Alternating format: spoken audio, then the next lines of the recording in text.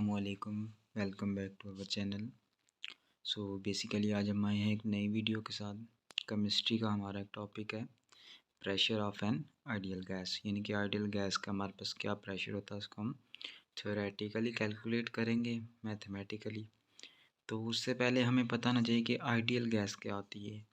Basically ideal gas हमारे पास एक ऐसी, आइडियल का मतलब होता है हकीकी गैस, हमारे पास ऐसी गैस जिसके अंदर पार्टिकल्स हमारे पास क्या करते हैं, रैंडमली मूव करते हैं, किस तरफ जा रहे हैं, किस तरफ जा रहे हैं, किस तरफ है, किस तरफ, जबकि इनके दरमियान हमारे पास कोई भी इंटर पार्टिकल इंट्रैक्शंस नहीं होती। यानी गैस का एक मालिक्यूल या पार्टिकल दूसरे पार्टिकल या मालिक्यूल के दरमियान कोई भी इंट्रैक्शन काज नहीं होती, कोई भी फोर्सेस ऑफ अट्रैक्शन नहीं होती। थर्ड हमारे पास ये है कि ये सारे के सारे गैस लॉज को बेस करते हैं हर किस्म की कंडीशन के ऊपर। ये हमारे पास आइडियल गैस की पहचान है। हमारे पास इधर काइनेटिक, हमारे पास गैस इक्वेशन एक मौजूद है। आर जे क्लासियस एक हमारे पास साइंटिस्ट था, उसने एक एक्सप्रेशन बनाई pressure of an ideal gas के लिए। उसकी जो इक्वेशन थी काइनेटिक गैस इक्वेशन, वो हमारे पास P is equals to 1/3 rho v square, जहाँ के हमारे पास P pressure of an ideal gas है, रो हमारे पास डेंसिटी है और V हमारे पास क्या आ रहा है, इधर वॉल्यूम आ रहा है।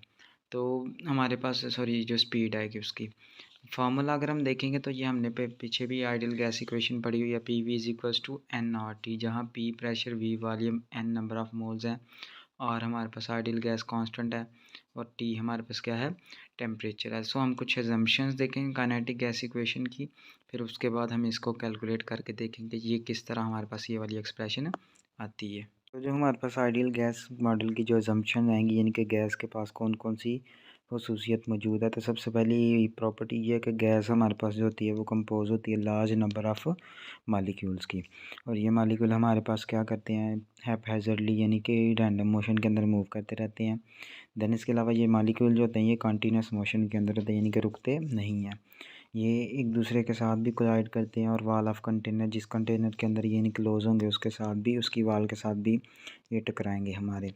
जबकि इनके अंदर जो हमारे पास कोलिजन होगा, यानी कि जो गैस के मालिक्यूल्स हैं उनके अंदर जो कोलिजन होगा, आपस में जो टकरा रहे हैं, वो परफेक्टली इलास्टिक होगा। अब इसका क्या मतलब है, बेसिकली कोलिजन जो हमारे पास होते हैं वो दो तरह के होते हैं, एक इलास्टिक होता है और एक इन इलास्टिक कोलिजन। ऐसा कोलिजन जिसमें गैस के मालिक्यूल या कुछ भी हो, यानी कि कोई चीज़ लेट्स सपोज हमारे पास इस तरह आपस में कोलाइड कर रही थी, दो गैस के मालिक्यूल से आपस में इस तरह कोलाइड कर रहे हैं, तो इसकी काइनेटिक एनर्जी थी कुछ इसकी काइनेटिक एनर्जी थी। अगर तो हमारे पास टकराने से पहले और टकराने के बाद इन दोनों की काइनेटिक एनर्जी रहती है कंजर्व, यानी कि उसके अंदर कोई भी चेंज नहीं आता, तो ऐसा कोलिजन जो होगा उसको हम कहेंगे इलास्टिक कोलिजन। जबकि अगर दो मालिक्यूल्स आपस में टकराते हैं और इनकी काइनेटिक एनर्जी हमारे पास कंजर्व नहीं रहती, कांस्टेंट नहीं रहती, थोड़ा सा चेंज आता है, तो ऐसे कोलिजन को हम इन इलास्टिक कोलिजन कहेंगे। तो आइडियल गैस के अंदर हमेशा हमारा क्या होगा, काइनेटिक एनर्जी कंजर्व रहेगी और कोलिजन्स क्या होंगे हमारे, परफेक्टली इलास्टिक रहेंगे।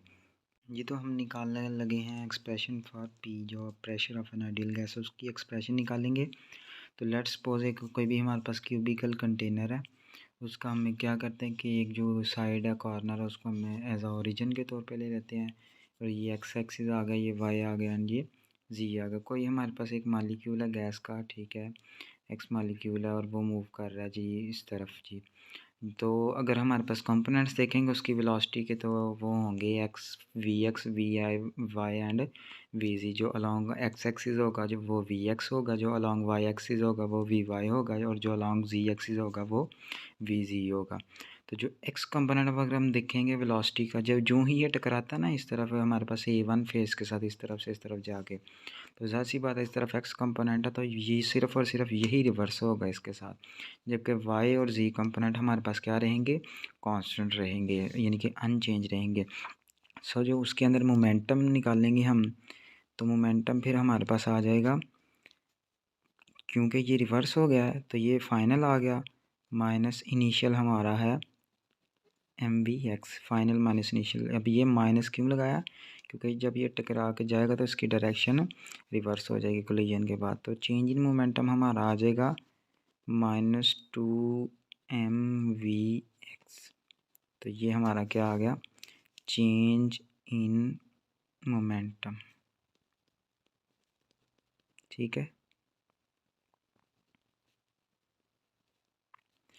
जब ये मॉलिक्यूल हमारा इधर से इसकी तरफ टकराएगा, A2 से A1 की तरफ जाएगा, तो टकराएगा तो डिस्टेंस L ट्रैवल करेगा, यानी कि लेकिन जब हमारे पास वापस जाएगा, ठीक है, कोलिजन के बाद, यानी कि इससे टकराने के बाद, तो जब यहाँ वापस आने के लिए एक और L डिस्टेंस कवर करेगा। इसका मतलब कि जो हमारा टोटल डिस्टेंस कवर किया जाएगा ना,